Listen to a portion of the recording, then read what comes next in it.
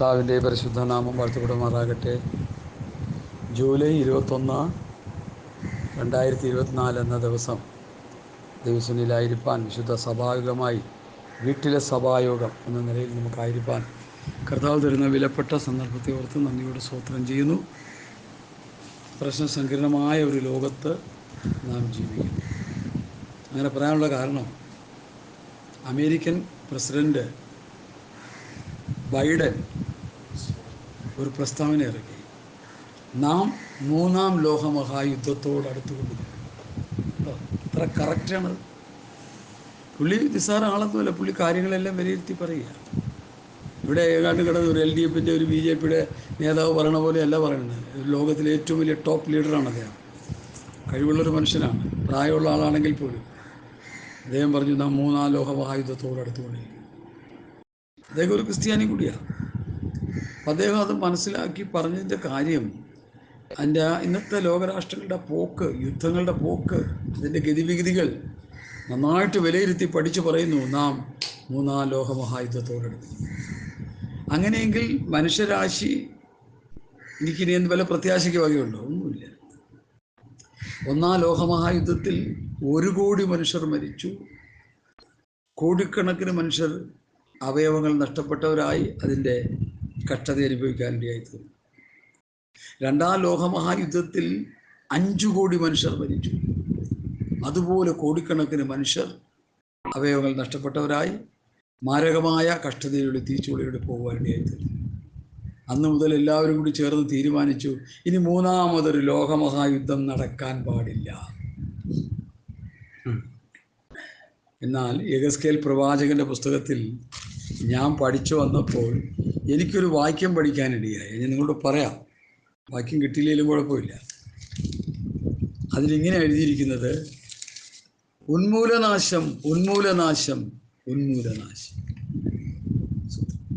യെഹെസ്കേൽ പ്രവാചകന്റെ പുസ്തകം 21-ാമത്തെ അധ്യായം 26, 27 വാക്യങ്ങൾ. യഹോവയായ കർത്താവ് ഇപ്രകാരം അരുളി ചെയ്യുന്നു, ഞാൻ മകുടം നീക്കി കിരീടം എടുത്തു കളയും. അതങ്ങനെ ഇരിക്കുകയില്ല. ഞാൻ താണതിനെ ഉയർത്തുകയും ഉയർന്നതിനെ താഴ്ത്തുകയും ചെയ്യും. ഞാൻ അതിന് ഉന്മൂലനാശം, ഉന്മൂലനാശം, ഉന്മൂലനാശം വരുത്തും. അതിന് അവകാശമുള്ളവൻ വരുവോളം അതില്ലാതിരിക്കും.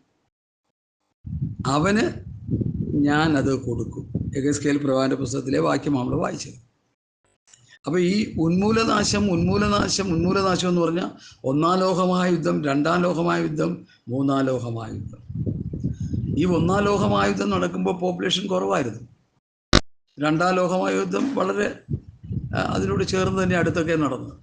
എന്നിട്ട് ഇപ്പോൾ ഒരു ലോകമഹായുദ്ധം നടന്നാൽ 5 കോടി മനുഷ്യരല്ല, 50 കോടി മനുഷ്യരല്ല, 100 കോടി മനുഷ്യരല്ല, ഭൂമിയിൽ ജീവിച്ചിരിക്കുന്ന മനുഷ്യൻ്റെ പകുതി മുക്കാലും ഭാഗം ചത്തൊടുങ്ങാനിടയായിത്തീരും.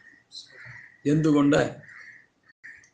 അന്ന് അമേരിക്ക ഉപയോഗിച്ച ഹിരോഷിമ നാഗസാക്കിയിൽ ഉപയോഗിച്ച ലിറ്റിൽ ബോയ് എന്ന ബോംബിന് കോടിക്കണക്കിന് മനുഷ്യരെ കൊന്നൊടുക്കാൻ ശക്തി ഉണ്ടായിരുന്നെങ്കിൽ ഇന്ന് അതിനേക്കാൾ 100 മടങ്ങ് ശക്തിയുള്ള ആറ്റമിക് ബോംബുകളാണ്, അണുബോംബുകളാണ് ഓരോ രാജ്യങ്ങളും ഉണ്ടാക്കി വെച്ചിരിക്കുന്നത്. അമേരിക്ക ഹിരോഷിമ നാഗസാക്കിയിൽ ബോംബിടുമ്പോൾ മറ്റുള്ള പല രാജ്യങ്ങൾക്ക് ഇങ്ങനെയുള്ള ബോംബുകളൊന്നുമില്ല, ചുരുങ്ങിയ ചില രാജ്യങ്ങൾ ഒഴികെ. ഇന്ന് അങ്ങനെയല്ല. ഇന്ത്യ പോലും ഈ മാരകമായ ബോംബ് ഉണ്ടാക്കി വെച്ചിരിക്കുക. നമ്മുടെ തൊട്ടടുത്ത് കിടക്കുന്ന പാകിസ്ഥാൻ, അറബ് രാജ്യങ്ങൾ, ഇസ്രയേൽ ഏറ്റവും വലിയ മാരകമായ ബോംബുകൾ ഉണ്ടാക്കി വെച്ചിരിക്കുക. ഇറാൻ, അവർക്ക് അതിൻ്റെ ആണവ പരിപാടികളൊക്കെ ചെയ്യാൻ വേണ്ടുന്ന സംവിധാനങ്ങൾ ചെയ്തുകൊണ്ടിരിക്കുക. അമേരിക്ക ഒരുക്കെ വിലക്കിയതെങ്കിലും അവരതിപ്പോഴും ചെയ്തുകൊണ്ടിരിക്കുക. അങ്ങനെ ചുരുക്കി പറഞ്ഞാൽ, ദൈവമക്കളെ, ഈ ലോകം നാശത്തിലേക്ക് പോയിക്കൊണ്ടിരിക്കുന്നു. ഈ ലോകം അതിവേഗം പെട്ടെന്ന് വലിയ പ്രതിസന്ധിയിലേക്ക് എടുത്തു ചാടാനിടയായി. തെസ്സലോനിക്ക ലേഖനത്തിൽ പറയുന്നത് സ്തോത്രം വേഗത്തിൽ സംഭവിക്കും. അപ്പം നമ്മൾ എന്ത് ചെയ്യണം? ഒരുങ്ങിയിരിക്കണം, ഉണർന്നിരിക്കണം, സദാകാലം ഉണർന്നും പ്രാർത്ഥിച്ചുകൊണ്ടിരിക്കണം. യുദ്ധം നടക്കുമോ, യുദ്ധം നടക്കാതിരിക്കുമോ, എന്ത് ചെയ്യട്ടെ, നമ്മൾ ഒരുങ്ങിയിരിക്കുക. കർത്താവിൻ്റെ വരവ് വളരെ ആസന്നമായി. ഈ ലോകത്തൊരു മൂന്നാം ലോകമഹായുദ്ധം നടക്കുന്നതിന് മുൻപ് ദൈവസഭ മാറ്റപ്പെടുമെന്ന് വേദപണ്ഡിതന്മാർ പറയപ്പെടുന്നു. അങ്ങനെയെങ്കിൽ നമ്മുടെ ഒരുക്കം എങ്ങനെ ഇരിക്കുന്നു? ഈ പറഞ്ഞ ബൈഡൻ ഒരുങ്ങിയിരിക്കുകയാണ്. പുള്ളിയൊരു കാത്തോലിക്ക് വിശ്വാസിയാണ്. സ്തോത്രം.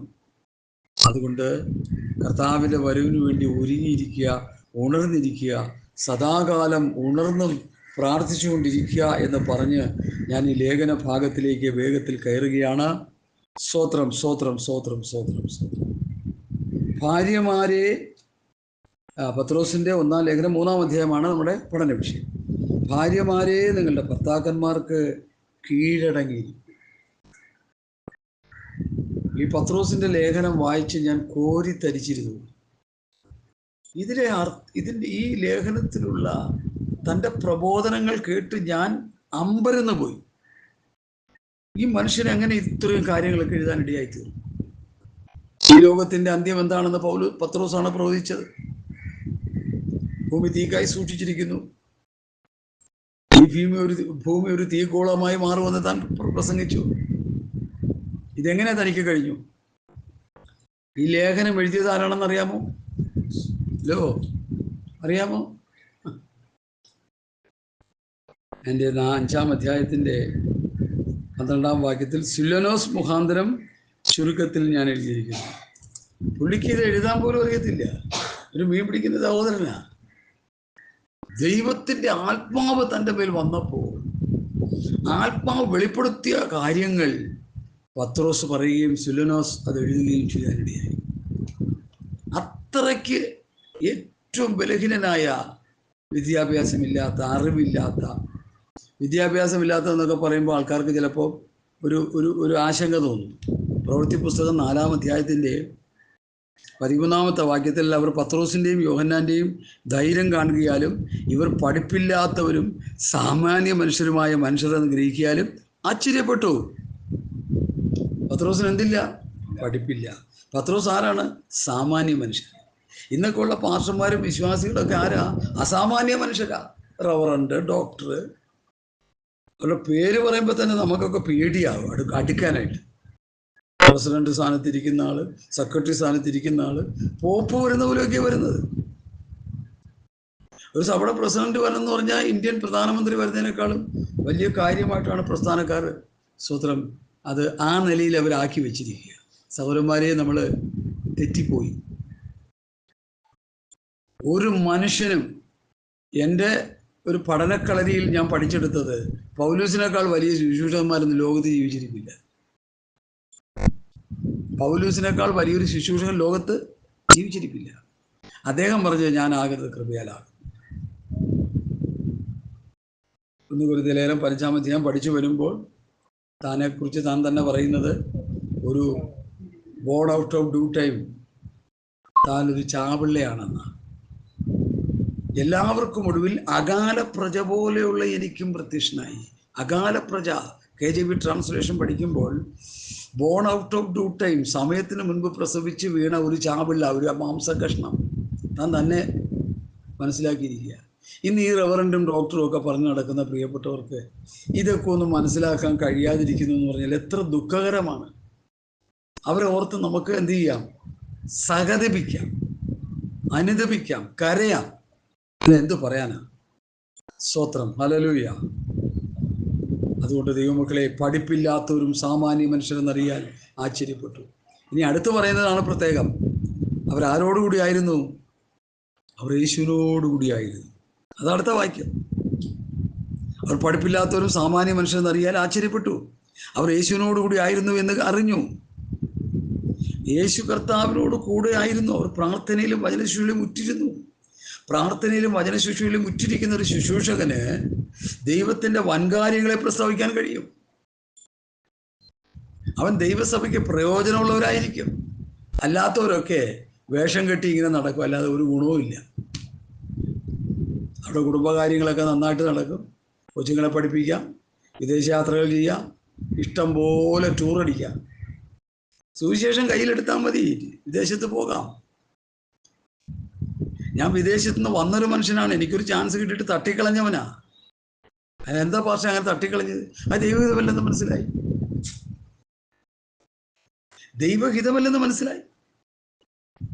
നമുക്ക് ദൈവഹിതമാണ് വിഷയം. പ്രിയമുള്ളവരെ, സ്തോത്രം. റോമാലേഖനം 12-ാം അധ്യായത്തിൻ്റെ 1-ാം വാക്യം. സൗരന്മാരെ, ഞാൻ ദൈവത്തിൻ്റെ മനസ്സിലോ നിങ്ങളെ പ്രബോധിപ്പിക്കുന്നത്, നിങ്ങൾ ബുദ്ധിയുള്ള ആരാധനയായി നിങ്ങളുടെ ശരീരങ്ങളെ ജീവനും വിശുദ്ധിയും ദൈവത്തിന് പ്രസാദമുള്ള യാഗമായി സ്വരൂപിക്കും. അടുത്തെന്താ? അടുത്ത വാക്യം വായിച്ചാട്ടെ. വാക്യം എടുത്ത് അങ്ങോട്ട് വായിച്ചാട്ടെ. റോമർ 12-ന്റെ 1-ാം വാക്യം വായിച്ചാട്ടെ വാസമ്മ. ആ ആ ആ ആ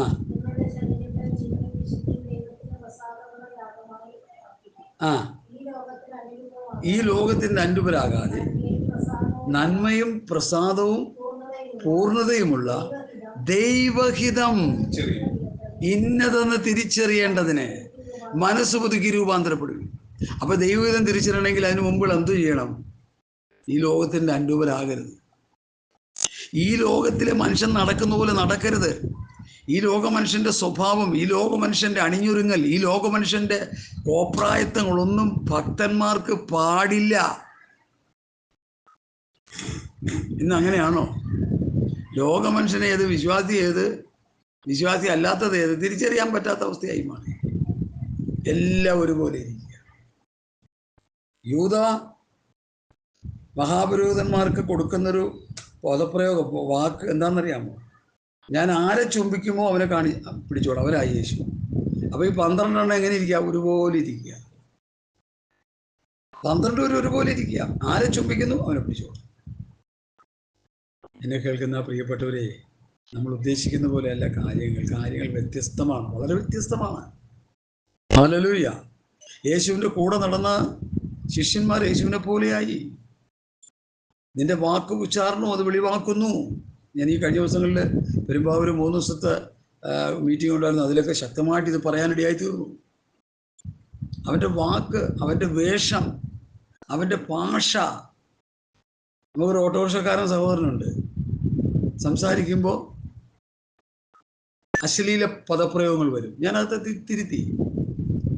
നിങ്ങൾ ഓട്ടോറിക്ഷക്കാർ തമ്മിൽ സംസാരിക്കുന്ന ഭാഷ ഇവിടെ പറയരുതെന്ന് പറഞ്ഞു.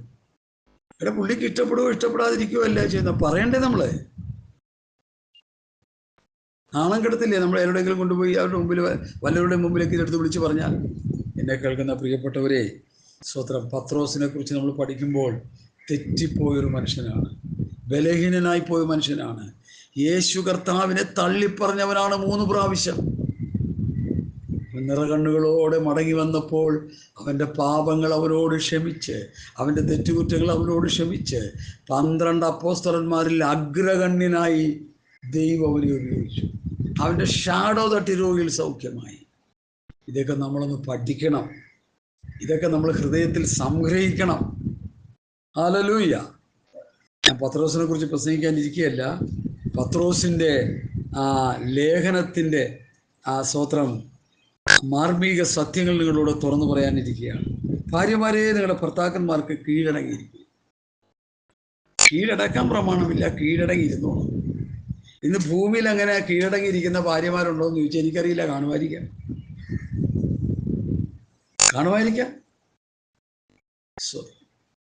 കാരണം അങ്ങനെ ഭക്തിയോടെ ജീവിക്കുന്ന ഭാര്യമാർ വളരെ കുറവാണ്. സ്തോത്രം. കൊലോസ്യ ലേഖനം 3-ാം അധ്യായത്തിൻ്റെ 18-ാമത്തെ വാക്യം വായിക്കാം. കൊലോസ്യർ 3:18 വാക്യം എടുക്കുമ്പോൾ പടപടയെന്ന് വായിച്ചു പോയ സമയം നമുക്ക് ലാഭിച്ചു കിട്ടും. കൊലോസ്യ ലേഖനം 3:18 ഈ വിഷയത്തെക്കുറിച്ച് പൗലോസ് പറയുന്നത് എന്താ? ഭാര്യമാരെ, നിങ്ങളുടെ ഭർത്താക്കന്മാർക്ക് കർത്താവിൽ ഉചിതമാമണ്ണം കീഴടങ്ങും. കർത്താവിൽ ഉചിതമാമണ്ണം, ദൈവവചന വ്യവസ്ഥയനുസരിച്ച്, കർത്താവിൻ്റെ വചനത്തിൻ്റെ വ്യവസ്ഥയനുസരിച്ച് കീഴടങ്ങും. മീറ്റിങ്ങിന് പോകരുതടി എന്നൊരു ഭാര്യയോട് പറഞ്ഞാൽ, ഞാൻ മീറ്റിങ്ങിന് പോകും. എന്താ കാര്യം? ഞാൻ രക്ഷിക്കപ്പെട്ടു, ഞാൻ സ്നാനപ്പെട്ടു, ഞാൻ അഭിഷേകം പ്രാപിച്ചു, ഞാനൊരു ദൈവവൈദ്യരായി തീർന്നു. ഇനി എൻ്റെ ഭർത്താവിനേക്കാൾ അനുസരിക്കേണ്ട കർത്താവിനെ, അതുകൊണ്ട് ഞാൻ പോകും. നിന്നെ ഞാൻ തല്ലും, കൊല്ലും, കൊന്നു. അത് തീരുമാനം. പണ്ടൊരു സഹോദരി രക്ഷിക്കപ്പെട്ട് ഇതുപോലെ മീറ്റിങ്ങിന് പോയിക്കൊണ്ടിരുന്ന സമയത്ത് വാര്യാപുരം യോനാച്ചാൻ എന്ന സത്യപ്രവാചകൻ, ദൈവത്തിൻ്റെ പ്രവാചകൻ, ഇന്നത്തെ പ്രവാചകന്മാരോ കള്ളപ്രവാചകന്മാർ കൂടുതൽ, 99.25 ആ പ്രവാചകൻ ശുശ്രൂഷ ചെയ്തുകൊണ്ടിരിക്കുക അവിടെ. ഈ സഹോദരി വെളുത്ത സാരി ഉടുത്ത് വേദോസ് കൊടുത്ത് രാവിലെ ഞായറാഴ്ച ഇങ്ങനെ പ്രാർത്ഥനയ്ക്ക് പോവുക, ഇടമീറ്റിങ്ങൾക്ക് പോവുക. ഭർത്താവ് പോലീസുകാരനാ, വെള്ളം ഒഴിച്ച് ഗുണ്ടായുസം കാണിച്ച് നടക്കുന്നതിനാ. വലിയ സംശയരോഗിയായ പോലീസ് ഇദ്ദേഹം പുറകെ പോയി. ഭാര്യ അറിയാതെ ഒരു 100-150 മീറ്റർ പുറകെ ഫോളോ ചെയ്തു. ഒരു ഹോളിൽ ചെന്ന് കയറി ഭാര്യ, ഇദ്ദേഹം പുറകെ കൂടി ചെന്ന് ഹോളിൽ കയറി അതിൻ്റെ ഏറ്റവും പുറകെ ചെയ്തു. പ്രവാചകനായ ആ ദേവദാസൻ ഓരോ കാര്യങ്ങൾ ഇങ്ങനെ പറഞ്ഞ് വന്ന് ഈ മനുഷ്യൻ്റെ അടുക്ക വന്നപ്പോൾ ചോദിച്ചു, നീ വന്ന കാര്യമെന്ത്? ഭാര്യയെ നിരീക്ഷിക്കാൻ വന്നിരിക്കുക. കുറ്റബോധമുണ്ടായി, മാനസാന്തരപ്പെട്ടു, ദൈവത്തിലായി തീർന്നു. അന്നത്തെ പ്രവാചകന്മാർ, ഇന്നത്തെ പ്രവാചകന്മാരുടെ ഞാൻ അതിനെക്കുറിച്ചൊന്നും പറയുന്നില്ല, പോട്ടെ. സ്വത്രം ഏറ്റവും കൂടുതൽ ദുരുപയോഗം ചെയ്യുന്ന ഒരു തസ്തികയാണ് പ്രവചനം. ഞാൻ മനസ്സിലാക്കിയത്തോളം യൂദയും ശീലാസും പ്രവാചകന്മാരാകിയാൽ പല വചനങ്ങളെ കൊണ്ട് പറഞ്ഞ് ഉറപ്പിച്ചു വിശ്വാസികളെ. പ്രവചിക്കുന്നവൻ ആത്മീയ വർധനവിനും പിന്നെ ആശ്വാസത്തിനും പ്രബോധനത്തിനും മനുഷ്യരോട് സംസാരിക്കും. ഇപ്പം ആശ്വാസം മാത്രമേ ഉള്ളൂ, കീശയുടെ ആശ്വാസം മാത്രമേ ഉള്ളൂ പ്രവചനത്തിന്. ജോലി കിട്ടും, വീട് കിട്ടും, കാറ് കിട്ടും, പൈസ കിട്ടും, ലോറി കിട്ടും, കണ്ടെയ്നർ കിട്ടും. ഇതാണ് പ്രവചനം. ഇത് വെറും പോഷ്കാണ്. ആത്മീയ വർധനവിനുള്ള പ്രവചനം വളരെ കുറവ്. സ്തോത്രം. ഞാൻ മുമ്പോട്ട് പോകട്ടെ. ഭാര്യമാരെ നിങ്ങളുടെ ഭർത്താക്കന്മാർക്ക് കർത്താവിൽ ഉചിതമാവണ്ണം കീഴടങ്ങുകയും. സ്തോത്രം. ഇനി അടുത്ത് എഫേസ്യ ലേഖനം 5-ാം അധ്യായത്തിൻ്റെ 22-ാമത്തെ വാക്യത്തിൽ ഭാര്യമാരെ കുറിച്ച് പൗലോസ് പറയുന്ന പ്രബോധനം നമുക്കൊന്ന് നോക്കാം. വായിച്ചേ. 5:22. എഫേസ്യർ 5:22. ഭാര്യ എൻ്റെ ദൈവമേ, ആ വാക്യത്തിൻ്റെ ഘടന ഒന്ന് ശ്രദ്ധിച്ചേ. ഭാര്യമാരെ കർത്താവിനെന്ന പോലെ സ്വന്തം ഭർത്താക്കന്മാർക്ക് ഇവിടെ ഇങ്ങനെയുള്ള ഭാര്യമാർ ലോകത്തുണ്ടോ? എനിക്കറിയത്തില്ല, കാണുമായിരിക്കാം, ഞാൻ കണ്ടിട്ടില്ല. ഭാര്യമാരെ കർത്താവിനെന്ന പോലെ സ്വന്തം ഭർത്താക്കന്മാർക്ക്, കർത്താവിനെ ഭയപ്പെടുന്ന പോലെ ഭർത്താവിനെ ഭയപ്പെടുക. ഭർത്താവിൻ്റെ തലയിൽ ചാടി കയറിയിരിക്കുകയല്ല ഒരു ഒട്ടുമുക്കാലും. ശുശ്രൂഷകന്മാരുടെ ഭാര്യമാരാണ് ഏറ്റവും കൂടുതൽ ഈ കൽപ്പന ലംഘിക്കുന്നത്. പൗലൂസിൻ്റെയും പത്രോസിൻ്റെയും ഉപദേശം അവരുടേതല്ലെന്നോർത്തോളം ഇത് ക്രിസ്തുവിൻ്റെ ഉപദേശമാണ്. പൗലൂസ് പറഞ്ഞ് പ്രവാചകനായിരിക്കാം, ആത്മീയനായിരിക്കാം. ഞാൻ എഴുതുന്നത് ദൈവത്തിൻ്റെ കൽപ്പന, കർത്താവിൻ്റെ കൽപ്പന അവരെഴുതുന്നത്. നമ്മളത് കേട്ട് അനുസരിക്കുക. കർത്താവിൻ്റെ കൽപ്പനയാണ് അപ്പോസ്തലന്മാർ പറഞ്ഞു വെച്ചിരിക്കുന്നത്. അത് കേട്ട് അനുസരിക്കാതെ ഒരൊറ്റ ഒരെണ്ണത്തിന് സ്വർഗരാജ്യത്തേക്ക് പോകാൻ പറ്റത്തില്ല. അതാ പൗലോസ്, നീ പ്രവാചകനായിരിക്കാം, ആത്മീയനായിരിക്കാം, ഞാൻ എഴുതുന്നത് ദൈവത്തിൻ്റെ കൽപ്പന. പത്രോസ്, പൗലോസ്, യോഹന്നാൻ, യാക്കോബ്, യൂദ അവർ തരുന്ന കൽപ്പന അനുസരിക്കാതെ സ്വർഗരാജ്യത്തേക്ക് പോകാൻ ആർക്കും കഴിയുകയില്ല. എന്നെ കർത്താവെ എന്ന് വിളിക്കുന്ന ഏവരുമല്ല സ്വർഗസ്നായ പിതാവിൻ്റെ ഇഷ്ടം ചെയ്യുന്നവർ അത്രേ സ്വർഗരാജ്യത്തിൽ കടക്കുന്നത്. അപ്പോൾ സ്വർഗരാജ്യത്തിൽ കടക്കുന്ന ആരാ? പിതാവിൻ്റെ ഇഷ്ടം ചെയ്യുന്നവർ. പിതാവിൻ്റെ ഇഷ്ടം എന്താ? യേശു കർത്താവ് തൻ്റെ പിതാവിനെ അനുസരിച്ചതുപോലെ പിതാവിൻ്റെ കൽപ്പനകൾ നമ്മളനുസരിച്ച് ജീവിക്കുക.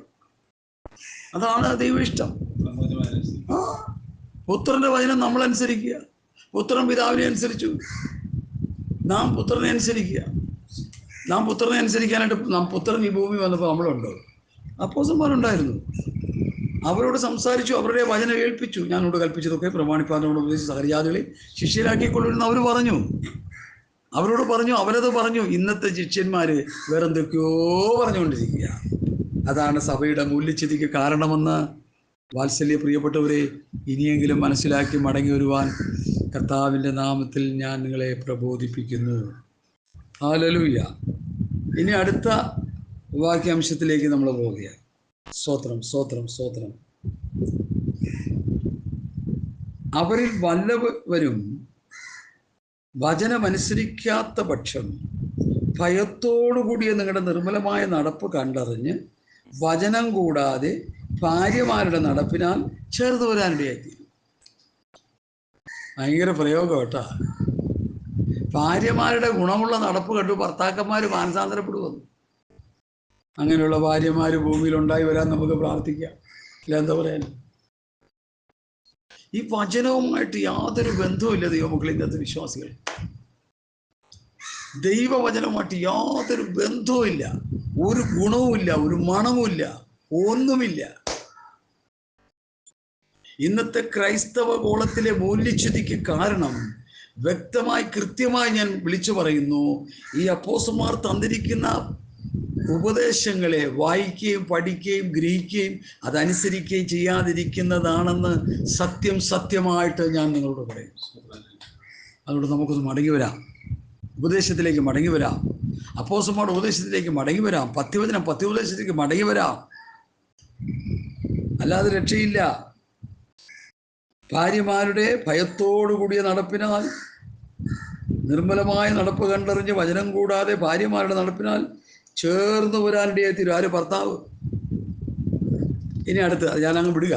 നിങ്ങളുടെ അലങ്കാരം തലമുടി പിന്നുന്നതും പൊന്നണിയുന്നതും വസ്ത്രം ധരിക്കുന്നതും ഇങ്ങനെയുള്ള പുറമെയുള്ളതല്ല, സൗമ്യതയും സാവധാനയുമുള്ള മനസ്സെന്ന അക്ഷയഭൂഷണമായ ഹൃദയത്തിൻ്റെ ഗൂഢമനുഷ്യൻ തന്നെയായിരിക്കണം. അത് ദൈവസന്നിധിയിൽ വിലയേറിയതാകുന്നു. നിങ്ങളുടെ അലങ്കാരം തലമുടി പിന്നുന്നതും പൊന്നണിയുന്നതും വസ്ത്രം ധരിക്കുന്നതും ഇങ്ങനെയുള്ള പുറമേയുള്ളതല്ല, സൗമ്യതയും സാവധാനതയുമുള്ള മനസ്സ് എന്ന അക്ഷയഭൂഷണമായ ഹൃദയത്തിൻ്റെ ഗൂഢമനുഷ്യൻ തന്നെയായിരിക്കണം. അത് ദൈവസന്നിധിയിൽ വിലയേറിയതാകുന്നു. തലമുടി പിന്നുക, പൊന്നണിയുക, വസ്ത്രം ധരിക്കുക, ഈ പുറമേയുള്ള കാര്യങ്ങളൊന്നും അല്ല. ഇന്നിപ്പോൾ അതെല്ലാം ചെയ്തുകൊണ്ടിരിക്കുക. നമ്മൾ പറയുമ്പോൾ നമ്മൾ കുറ്റക്കാരെ. എന്ത് ചെയ്യാൻ? ഇതൊന്നും പറയാൻ പറ്റാത്ത കാലമായി മാറിയിപ്പോൾ. പെന്തക്കോസ്ത് ഗ്രൂപ്പുകൾ പോലും ഈ ഉപദേശത്തെ കാറ്റിൽ പറത്തി മുമ്പോട്ട് പോയിക്കൊണ്ടിരിക്കുക. പണ്ടൊരു പാസ്റ്റർ പറയുക, ഞങ്ങളുടെ ചർച്ചിൽ ആഭരണം അണിഞ്ഞവരും ഉണ്ട്, അല്ലാത്തവരും. ഞങ്ങൾക്ക് അതിനോട് വിരോധമൊന്നും.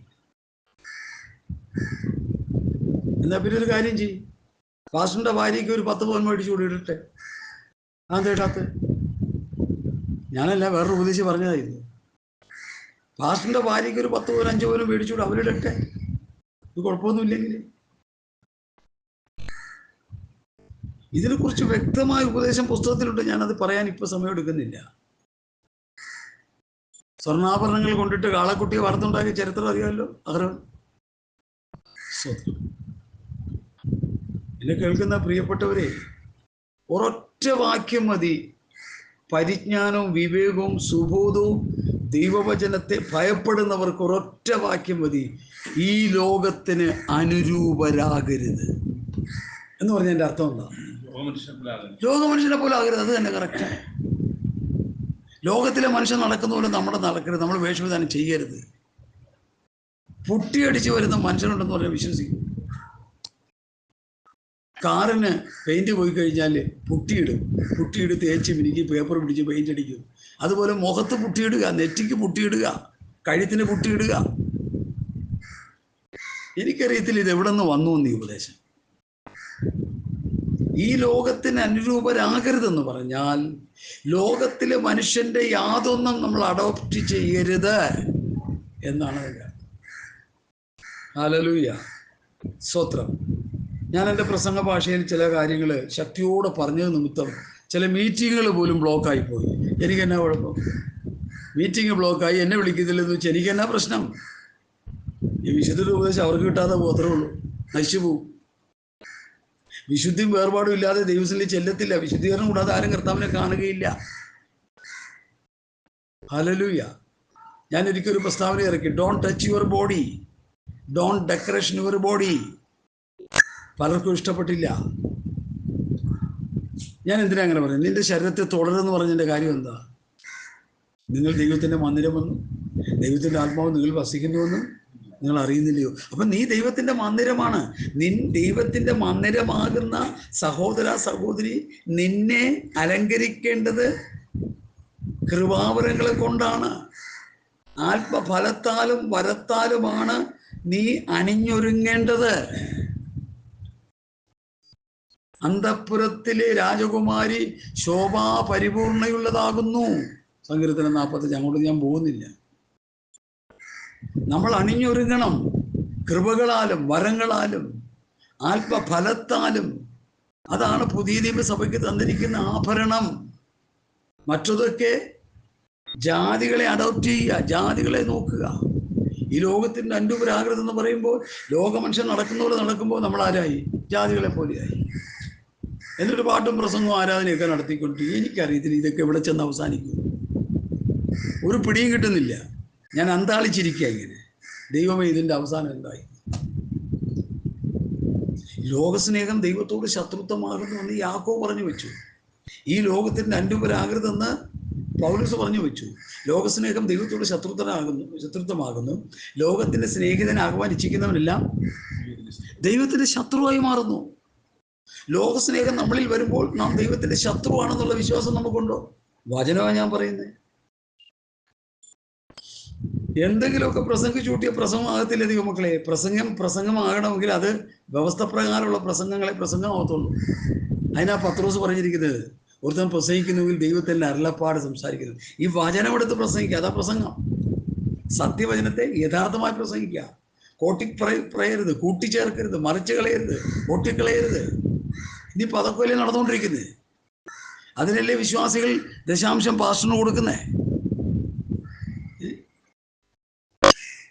ഈ ലോകത്തോട് അനുരൂപരാകുവാനായിട്ട് വിശ്വാസി പോകുമ്പോൾ അവരെ ഇതൊന്നും പറഞ്ഞ് പ്രസംഗിക്കാതെ അവരാ ലോകത്തിൻ്റെ അനുരൂപരായി പോയി കഴിയുമ്പോൾ, പാസ്റ്റർ അത് പ്രസംഗിക്കാതെ വരുമ്പോൾ, പാസ്റ്റർ ഇങ്ങനെ തലോടി പോകുമ്പോൾ അവർക്ക് ഇഷ്ടംപോലെ കാശ് കിട്ടും. ഇഷ്ടംപോലെ നന്മകൾ വിശ്വാസികളിൽ നമുക്ക് ലഭിക്കാനിടയായി. സത്യം പറഞ്ഞാൽ 10 പൈസ കിട്ടത്തില്ല.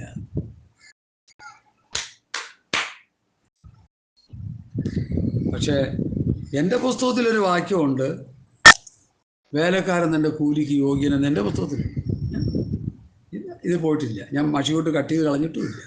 പലരിലും ഇല്ല ആ വാക്യം. വേലക്കാരൻ തൻ്റെ കൂലിക്ക് യോഗ്യനെന്നുള്ള വാക്യം പല പുസ്തകങ്ങളിലും ഇല്ല. എന്നെ കേൾക്കുന്ന പ്രിയപ്പെട്ടവരെ, സത്യം വിളിച്ചു പറഞ്ഞങ്ങ് മരിക്കുക. സ്തോത്രം. അതാണ് ഏറ്റവും നല്ലത്. ഈ പത്രോസ് എഴുതിയ ഈ വാക്യം ഇങ്ങനെ തന്നെ പ്രസംഗിക്കാതെ ഇതിൻ്റെ കൂട്ടിച്ചേർത്ത് മറിച്ചുകളെ പ്രസംഗിക്കേണ്ട എന്ത് കാര്യമിരിക്കുന്നു? 1 തീമോഥെയോസിന്റെ ലേഖനം 2-ാം അധ്യായം 9 മുതലുള്ള വാക്യങ്ങളൊന്ന് വായിച്ചാട്ടെ. 1 തീമോഥെയോസ്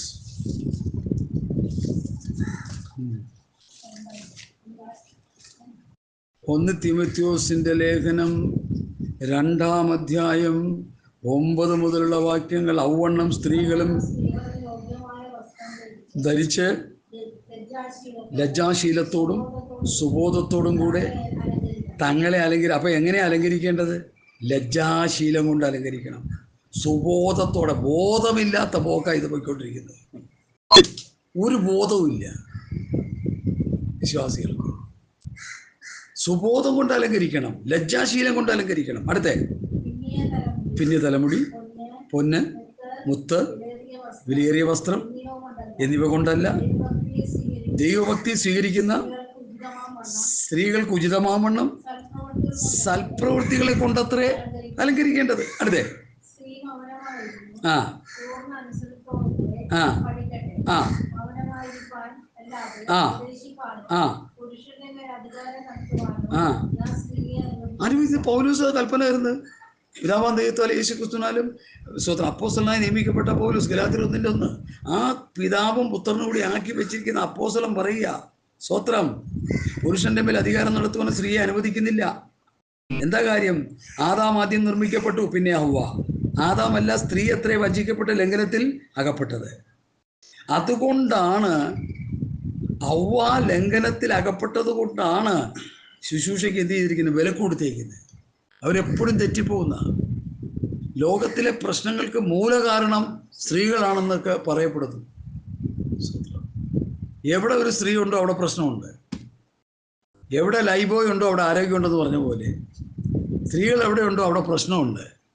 ഇത് സ്ത്രീകൾ മനസ്സിലാക്കണമെന്നാണ് എൻ്റെ പഠനം. അവരൊരു സ്വയം മനസ്സിലാക്കണം.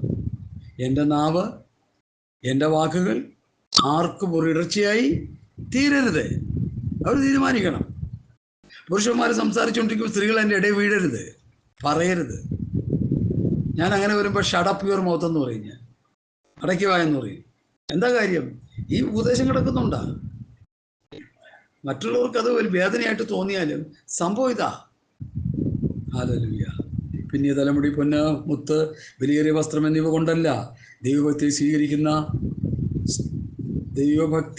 സ്വീകരിക്കുന്ന സ്ത്രീകൾക്ക് ഉചിതമാവണ്ണം സൽപ്രവൃത്തികൾ കൊണ്ടത്രേ അലങ്കരിക്കേണ്ടത്. എത്ര മനോഹരമാണ്